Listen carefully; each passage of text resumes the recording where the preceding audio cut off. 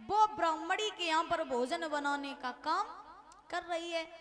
एक समय की बात, एकादशी का दिन आया। एकादशी का दिन आया तो ब्राह्मणी एकादशी का व्रत रहती थी। तो ब्राह्मणी ने तारा से कहा, तारा तेरा लड़का जो रोहित है वो सारा दिन बच्चों के साथ खेलता रहता है, कुछ भी काम नहीं करता। ऐसा कर, आज तू अपने लड़के को भेज दे बाग में और पूजा के लिए बाग से कुछ फूल मंगवा ले। तो तारा ने जवाब दिया, ठीक है मैं अपने पुत्र को भेज रही हूँ, बाग से फूल मंगवा रही हूँ। तो आज तारा ने अपने पुत्र रोहित को आवाज लगाई। रोहित दौड़ता हुआ आया, बोले जवाब दिया, हाँ माँ क्यों बुलाया तुमने मुझे? तारा ने एक डलिया को हाथ में पकड़ा दिया रोहित के, और हाथ में डलिया को दे करके तारा ने जवाब दिया, बेटा ऐसा करो कि तुम बाग में चले जाओ और बाग में जाके पूजा के लिए कछु फूल ले आओ। तो रोहित ने डलिया को ले लिया, बोले मैया मैं अभी फूल लेकर के तुरंत लौट के वापस आ रहा हूँ। तो डलिया को ले लिया रोहित ने और ले करके महाराज फूल बाग की सीध लगा ली। बात की बात नवे ले डलिया हाथ में, चलो एक बारी रोहिता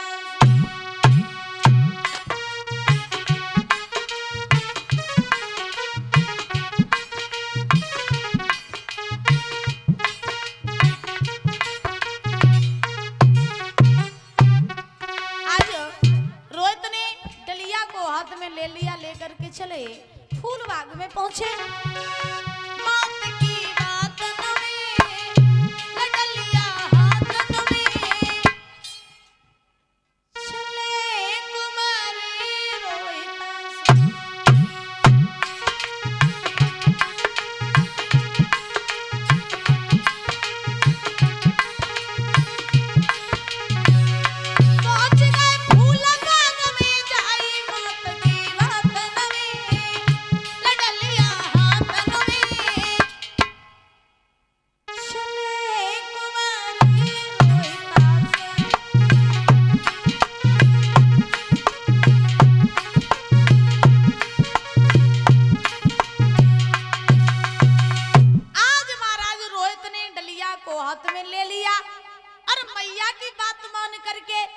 आज भाग करके फूल बाग में पहुंचे।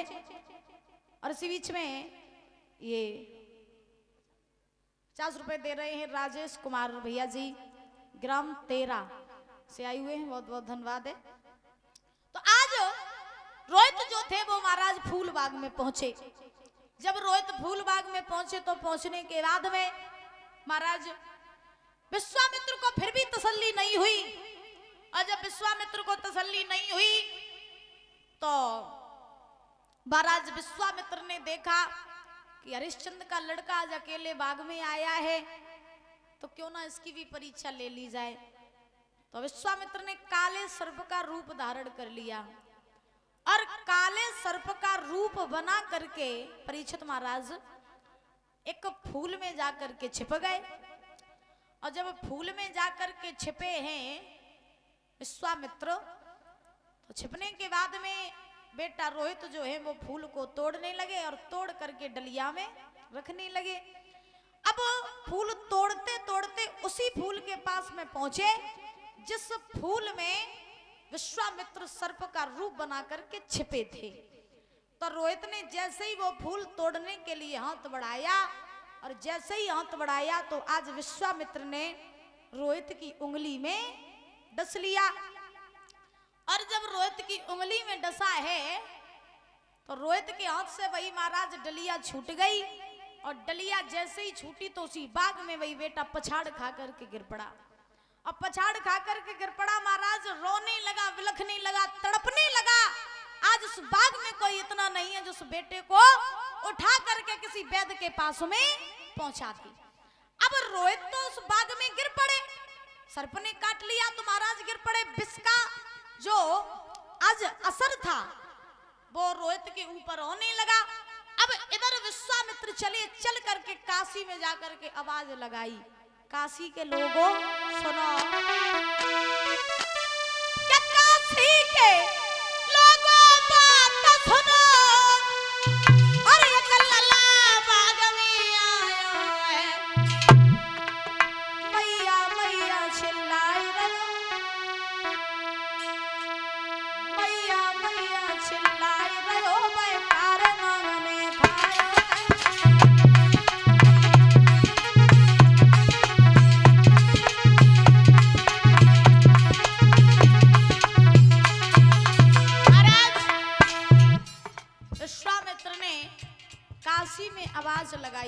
के लोगों, किसी का लड़का बाग में फूल लेने के लिए गया था। उस बच्चे को काले सर्प ने खा लिया। जिस किसी माँ का लाल हो वो माँ चली जाए और बाग में से अपने पुत्र को ले आए। काशी के लोगों बात सुनो, एक लला बाग में आयो है। मैया मैया चिल्लाए लोग, तारे नाग ने खायो है।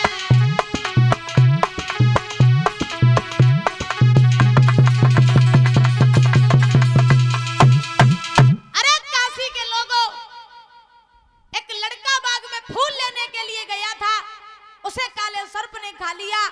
जिस किसी माँ का लड़का वो माँ चली जाए, अपने पुत्र को ले आए।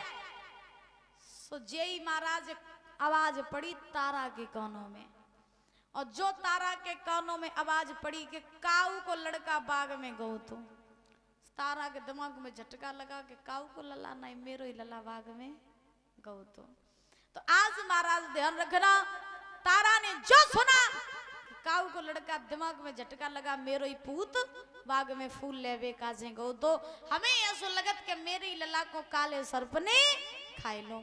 आज मैया ने महाराज भोजन बनाना तो छोड़ दिया, दौड़ करके गई ब्राह्मणी के पास में। ब्राह्मणी के हाथ जोड़े, मैया मेरो लला बाग में फूल लेवे काजे गो, तो मेरे पूत को काले सर्प ने खाए लो। अगर तुम्हारी आज्ञा होवे तो काम चले जाए, अपने लला को बाग में से ले आए, और मैया अगर मुझे नेकू देरी हो गई तो मेरो लाल मर जाएगो। ब्राह्मणी ने जवाब दिया, तारा पहले पूजा के लिए पूरा भोजन बनाओ, ताकि बाद हम तुम्हें कहीं जाने देंगे। आज ब्राह्मणी ने मना कर दिया तो तारा लौट करके पुनः रसोई में आई। जब रसोई में आई तो आ करके मैया दोबारा से भोजन बनाने लगी। और इसी बीच में 50 रुपए श्याम बिहारी 13 से आए हुए हैं, 50 रुपए देकर सम्मानित कर रहे, बहुत बहुत धन्यवाद है। तो आज मैया तारा जो थी वो पुनः लौट करके रसोई में आई और आ करके मैया भोजन बनाने लगी। अब आप विचार करो कि जिस मैया का लाल बाग में मर रहा हो, मौत के बीच जूझ रहा हो, तो उस मैया का भोजन बनाने में मन लगेगा? नहीं लगेगा। तारा फिर भी बेबस होकर के मैया आई, भोजन बनाती जा रही, आंखों में से आंसू निकलते जा रहे। अब भोजन तो बना रही लेकिन मन है बाग में बेटे के पास कि कहीं ऐसा ना हो कि मेरो लला मर जाए। बाग के सिवा तो मेरे कोई अब सहारा नहीं है, अगर मेरा पूत मर गो तो अपनी जिंदगी किन के सहारे काटूंगी। तो आज भोजन बनाती जा रही मैया, रोती जा रही, विलकती जा रही, एक बात कहती जा रही है, अरे भोजन रही बनाई और